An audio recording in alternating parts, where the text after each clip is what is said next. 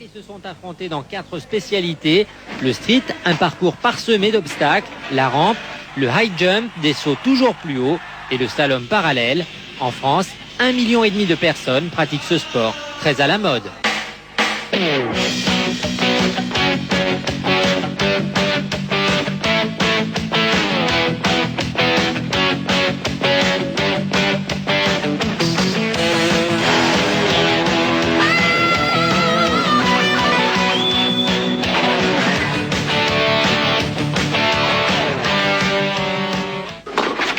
Sans succès, regardez la différence par rapport au run précédent et il se qualifie.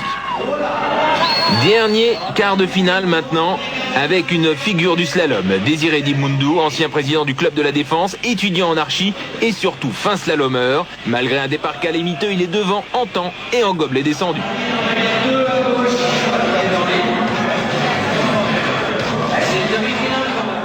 Alors que Cyril Prou s'est facilement qualifié dans la première demi-finale face au Suisse David Clerc, on retrouve Dimundou face à Oumaï dans une spécialité, il faut l'avouer, plutôt européenne, voire même latine. Les Américains n'y jouent pas souvent. Un des plus beaux runs de la soirée pour Dimundou avec le record, 6 secondes, tout rond. C'est quoi ta recette?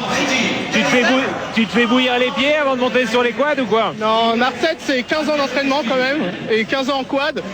Je crois que j'ai rien contre l'inline, mais en fait je crois que le quad pour le slalom c'est vraiment ce qu'il y a de plus. Une finale 100% la défense avec Cyril Prou et Désiré Dimundou, et un favori bien sûr avec Dimundou, auteur d'un chrono monstrueux en 6 secondes. Grosse tension juste avant le départ entre les deux compères.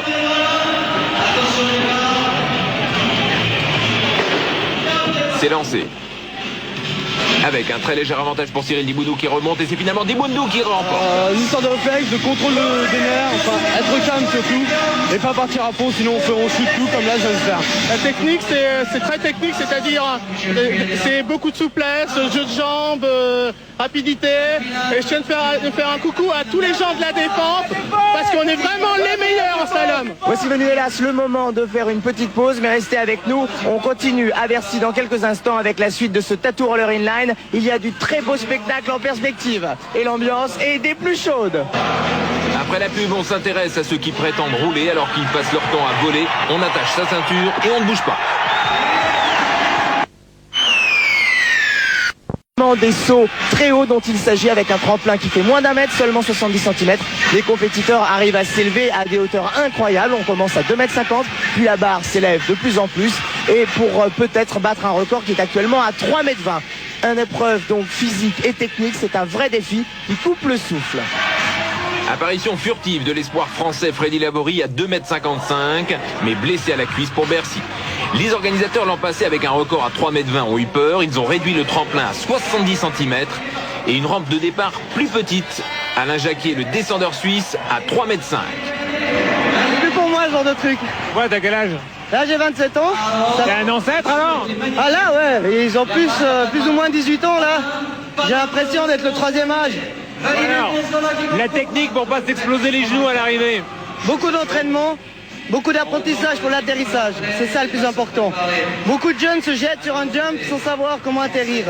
Et on les retrouve après avec mal de dos, mal de genoux, mal de hanche. Alors beaucoup entraîner d'abord la force musculaire pure et atterrir comme les sauteurs à ski, c'est encore la meilleure technique.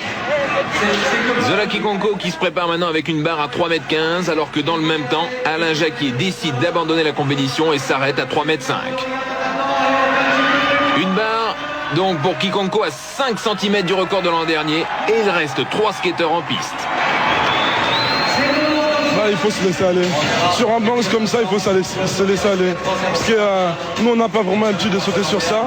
On saute plutôt sur le tremplin, c'est-à-dire c'est la ligne droite. Et là, vraiment, on pousse. Mais là, c'est la vitesse qui joue. Et t'as les genoux en plastique ou comment ça se passe? Non, bah, on a des protections.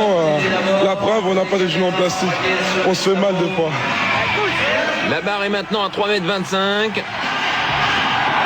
Et Zola échoue, il sera 3e avec 3,15 m. Wilfried Rossignol maintenant, super sauteur, 2e à Milan, capable de rotation époustouflante à 3,25 m. Et il bat le record de l'an passé, c'est le délire dans la salle.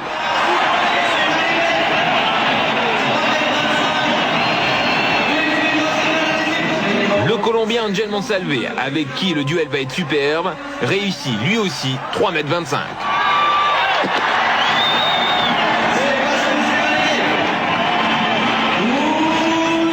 Et on place maintenant la barre à une hauteur incroyable. 3,35 m, premier essai pour Wilfried Rossignol. C'est frôlé, mais c'est raté. Moi je suis pas souple, contrairement aux apparences, mais j'ai appris au Trocadéro à faire cette figure sur la hauteur, donc je l'applique maintenant. Monsalve a définitivement raté 3,35 m. Il reste une dernière chance pour Wilfried Rossignol.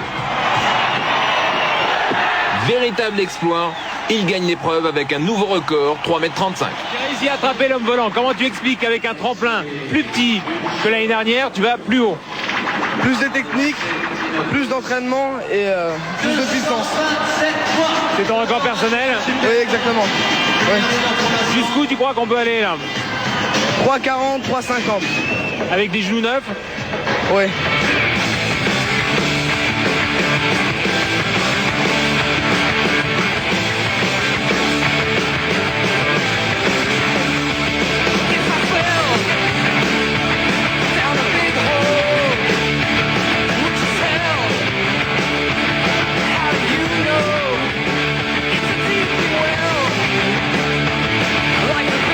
Voici maintenant l'épreuve la plus attendue. C'est vrai que c'est la discipline reine en roller, un petit peu comme la descente en ski alpin. Il s'agit de la rampe.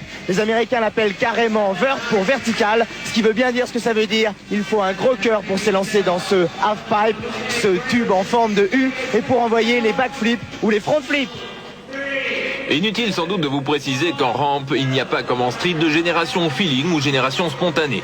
Les riders ici sont confirmés avec des kilomètres d'expérience, souvent à des altitudes exceptionnelles, comme ici le Suisse Raphaël Sandoz. Finaliste aux Extreme Games, Raphaël est tombé dans son premier run, et ici dans ce deuxième run, il va signer sans doute le parcours le plus haut de la soirée. Là encore, la discipline en quelques mois a bougé. Les skateurs n'ont pas arrêté. D'Amsterdam au Brésil, puis ensuite Melbourne il y a quelques semaines, le circuit pro s'est structuré et le niveau n'arrête pas de grimper.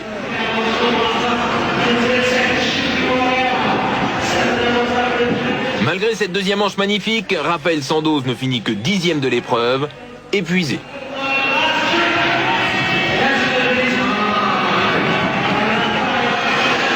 César Morin, lui aussi, est une grande star de la rampe. L'Australien est très complet.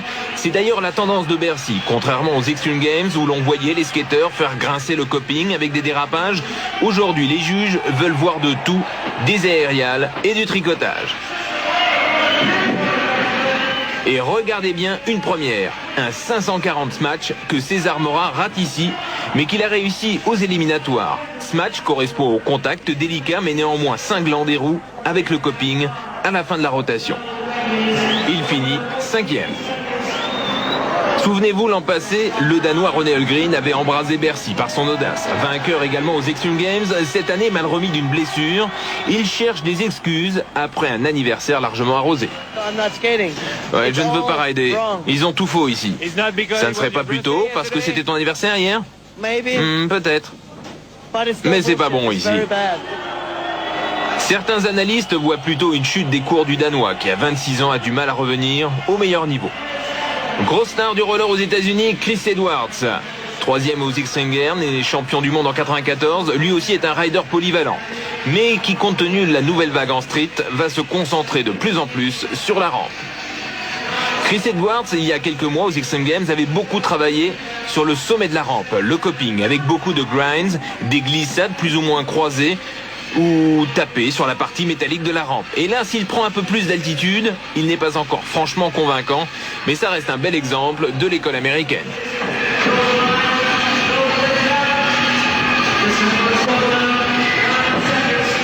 Chris Edwards finit à la 4e place de cette finale. Et regardez maintenant ce qui aurait pu être un accident dramatique. Juste avant la finale, 2 riders s'élancent en même temps sans se voir et c'est le choc violent entre le français Toto Gali et le Suisse Kunz.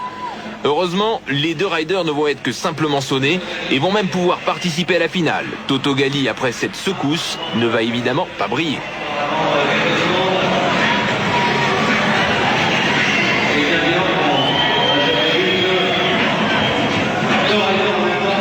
Et maintenant, les trois meilleurs de cette finale, à commencer par le talentueux Jean-Jean Chanet. Le Belge avoué juste avant l'épreuve s'être reposé tout l'hiver, n'avait pas fait de compétition. Et il faut dire qu'il possède un tel potentiel, un tel style, qu'il n'a pas vraiment besoin de trop travailler.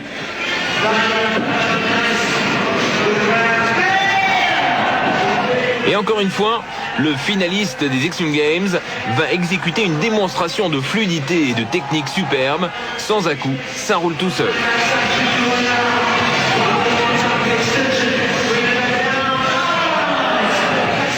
Bercy pendant toute la soirée va être chauffé par le rider A.J. Jackson, speaker, DJ, spécialiste du roller. Quant à Jean-Jean, il termine à la 3e place.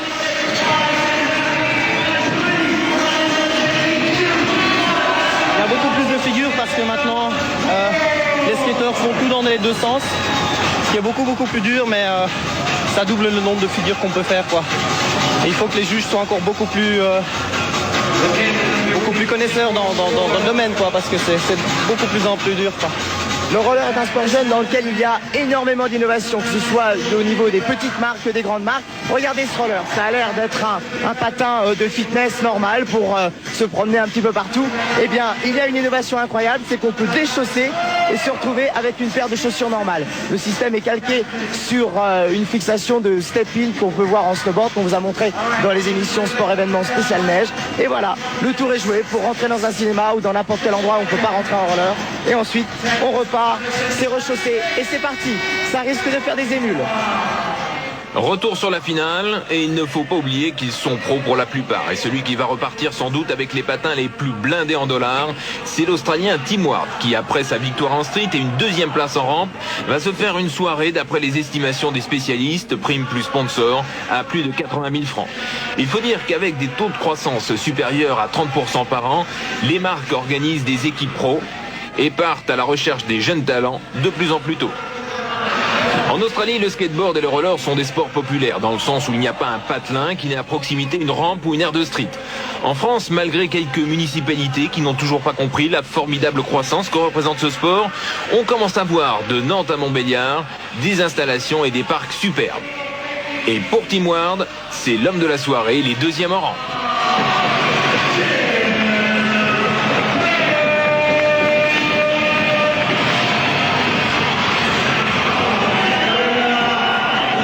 Le phénomène depuis quelques mois en rampe est français. Tek Chris, il a pratiquement tout gagné. Il est aussi le premier à considérer sérieusement le roller comme un sport et moins comme un style de vie. Une attitude qui lui vaut quelques jalousies dans un milieu où on se délecte plus de fêtes arrosées à la bière plutôt que d'entraînements musclés ponctués au jus de carotte. Mais le phénomène risque d'être irréversible compte tenu des enjeux économiques et de l'explosion du marché. Les souvenirs de riders épuisés finissant sur les genoux leur run de 60 secondes en finale de Bercy l'an dernier vont passer au rang des anciens combattants. La démonstration de force du Français le prouve. La rampe risque fort, contrairement au street, de devenir le règne de véritables sportifs. Tek, de son côté, réussit un parcours sans faute et gagne une nouvelle fois.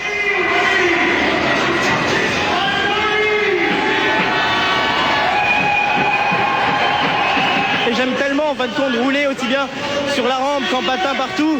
Je fais ça vraiment avec passion et à fond. Et là en plus j'ai vraiment eu la chance de réussir mon dernier run parfaitement. Ça m'est rarement arrivé. Et bon voilà quoi, là je suis vraiment content. Ouais. Alors là, à un moment, tu t'es satellisé, pratiquement tendu. C'est quoi cette figure? Comment ça s'appelle? Quoi, c'était au début, bon, satellisé, je sais pas, mais ça c'est un Mac Twist Rocket, c'est-à-dire un sort de saut périlleuvrier avec un tour et demi dans l'air et tendre les jambes quoi dedans. Hein, ouais. Faut de toutes les façons travailler toutes les figures, aussi bien sur le coping que dans les airs. C'est vrai que au début j'avais du mal. L'année dernière à Bercy quand j'étais venu, vraiment au coping je savais rien faire. Et bon bah j'ai appris, mais c'est tout aussi bien. Ouais.